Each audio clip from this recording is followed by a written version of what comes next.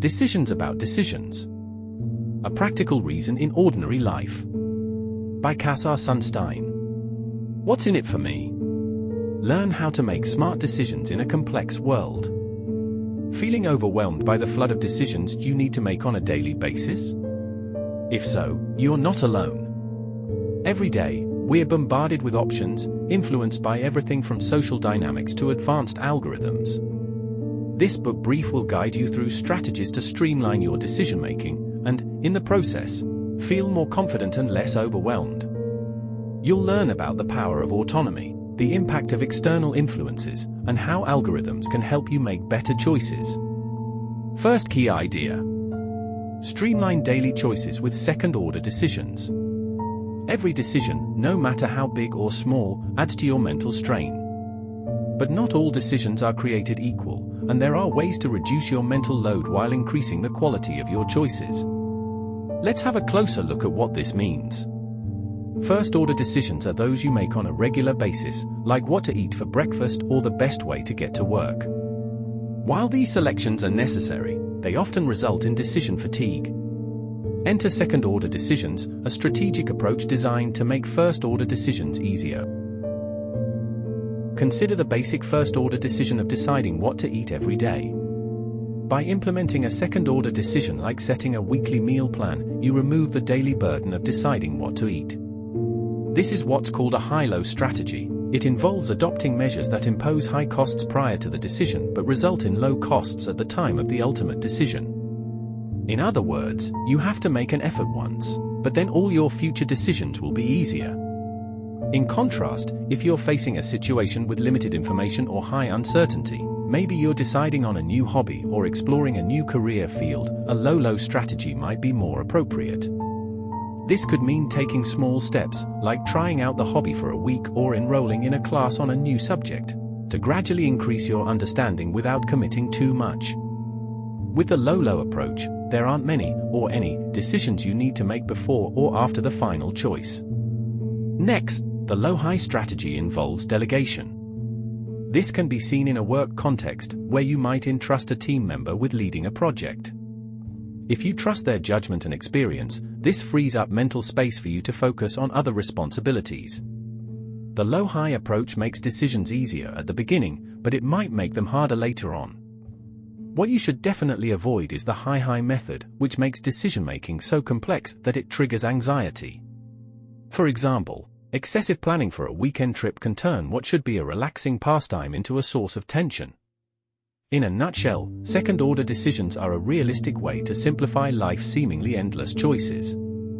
To effectively apply second-order decisions, first identify areas where first-order choices are tough. Then think about whether you could benefit from a planned process, such as a high-low strategy, or a more flexible low-low strategy.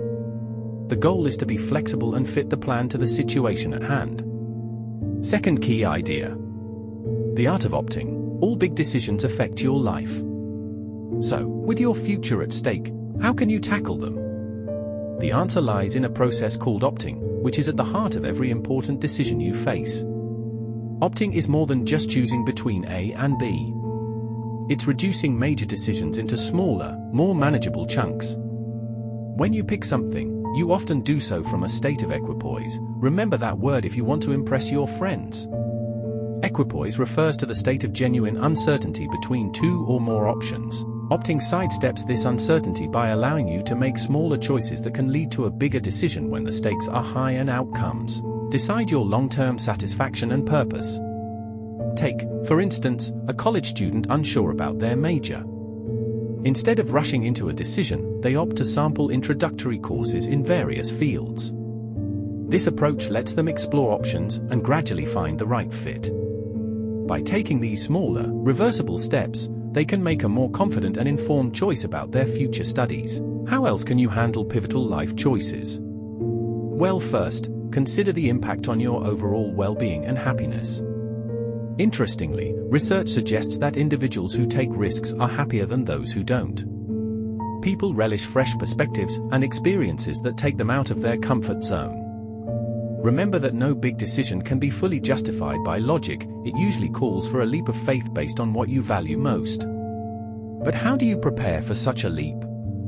Consult others who've faced similar choices. Their experiences can offer invaluable insights. And if you do opt for change, don't let the shadow of regret cloud your journey.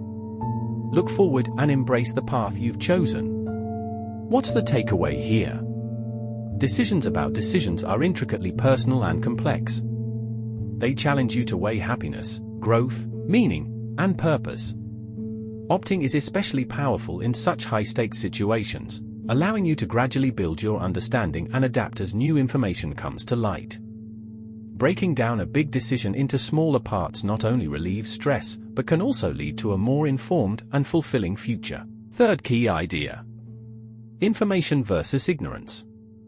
With the internet, you have almost every bit of knowledge at your fingertips. But do you always want to know?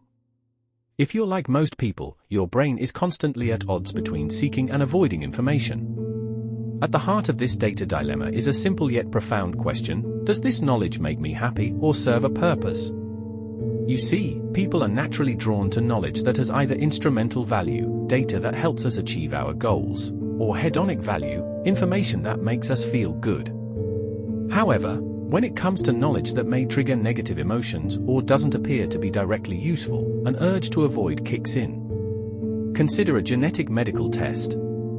It can provide vital health information, but many might avoid it due to fear of bad news. This avoidance isn't just about the fear of what the information might reveal, it's also tied to cognitive biases.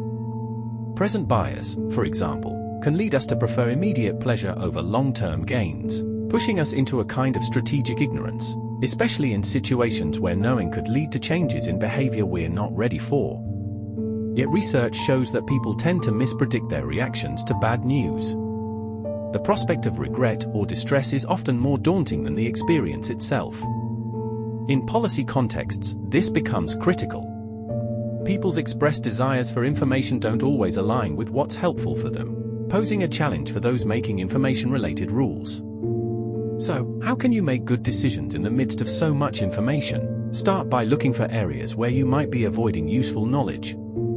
Is this avoidance rational, or is it motivated by unjustified fears or biases? When making an important decision, consider both the instrumental and hedonic values. What's the practical purpose of this information, and how will it make you feel?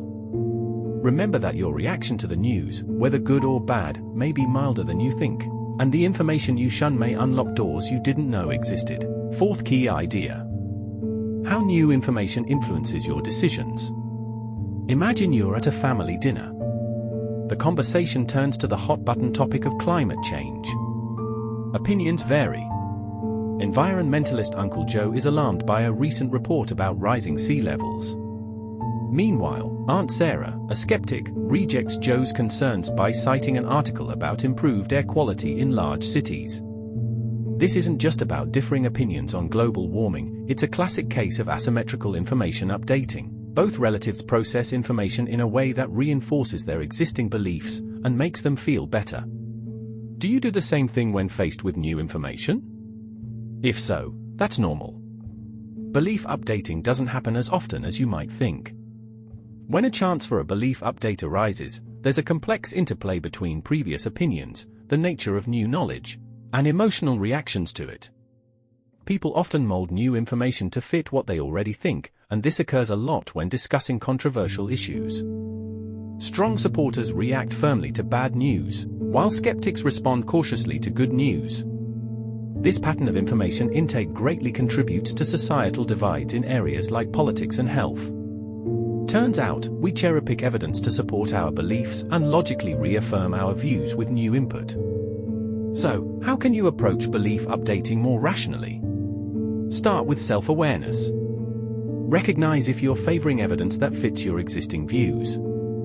Aim to balance how you update your beliefs, whether the news is good or bad, and realize that others might be trapped in their asymmetrical updates. Also challenge yourself to adopt information that contradicts your views, and watch out for motivated reasoning that makes you ignore inconvenient truths.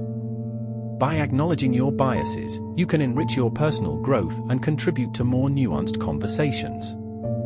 Fifth key idea: understanding and dealing with different belief systems. Although beliefs can be updated, facts alone rarely change people's minds. That's because our beliefs are influenced not only by evidence, but also by our emotions and social connections. Consider someone deeply committed to a political ideology, surrounded by like-minded peers. They might ignore opposing facts if it means losing their social ties. But what happens when new information aligns with their emotional and social beliefs? As it turns out, this can lead to more flexible thinking. Therefore, assessing the accuracy as well as the social and emotional context of information is crucial. Is there another way to sway strongly held beliefs? Absolutely. Seek out so-called surprising validators, people who aren't expected to hold a similar opinion but are credible to those who are considering alternatives. Additionally, find common ground and pave the way for agreement by emphasizing shared values. Metacognition, how we think about and assess ideas, is crucial to understanding the level of confidence and accuracy in someone's thinking. Confidence calibration training can help here. It links confidence to the accuracy of our beliefs, which improves decision-making overall. The way we form beliefs doesn't just affect us on an individual level. It has significant implications for policymaking and public campaigns. Recognizing the importance of facts, emotions, and social settings can help create more successful messaging. Consider health and safety lessons that speak to an audience's values. Do you think they result in increased compliance and engagement? The answer is, of course, yes. So, what are your next steps? Well, start with recognizing the emotional and social aspects that shape your opinions. Are they restricting your thoughts? In your persuasion attempts, combine rational and emotional appeals. And most importantly, work on improving your metacognitive skills, which will help you reason more clearly and persuasively. Sixth key idea: the role of algorithms in decision-making. Can a computer make better decisions than an expert? Welcome to the age of algorithms, where this isn't just a possibility but an everyday reality. Algorithms are revolutionizing decision-making from legal judgments to medical diagnostics, often surpassing human accuracy. Yet despite their precision, there's a catch: many people don't trust them. Let's take a brief look at how these digital decision-makers are shaping our world, for better or worse. Algorithms are consistently more accurate than humans in specific fields like bail decisions or medical testing. That's because they bypass common human biases like the availability and the representation bias, which skew our judgment based on how easily examples come to mind or how information is framed. While these biases may hamper humans, machines offer objective data processing. But algorithms aren't perfect. Their Achilles heel is unpredictability in situations involving human emotions and preferences, such as personal relationships, and the issue of algorithmic discrimination, where biases in data lead to unfair outcomes, remains a concern. Moreover, algorithms often struggle with complex trade-offs, like balancing equality and safety. All of these factors are leading policymakers to think critically about their implementation. But why are we quicker to criticize algorithms than human error? Could it be a matter of trust, and if so, how do we build it? Revealing the logic behind algorithmic decisions is a start. In areas like cancer diagnosis, where algorithms excel by sidestepping human biases, understanding their logic can boost people's confidence in their capabilities. In terms of approaching algorithmic decision-making, it's again about striking a balance. Algorithms are powerful tools, yes, but they work best when paired with human judgment. Finally, making better decisions requires more than intuition. It demands strategic thought. Second-order decisions provide a toolkit for relieving the stress of your daily choices. An opting lets you break down major decisions into manageable chunks to better align your actions with pleasure, growth, and purpose. The crux of decision-making lies in achieving a balance between logic and emotion, social contexts, and existing beliefs. To improve your decision-making skills, strive for self-awareness, flexible thinking. Thank you, and see you next time with a new book. Remember to leave a comment about this video, but also share with us what books would you like us to work on for you to enjoy listening.